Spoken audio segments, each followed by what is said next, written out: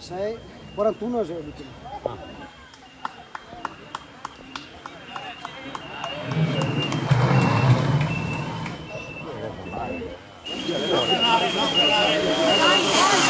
Mamma mia, questi qua erano straveloci.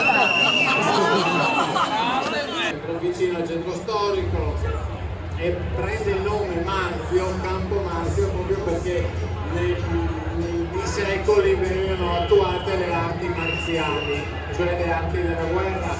Ecco l'equipaggio 37 di Campo Marzio con Umberto Rasotto e Gianluca Tovio.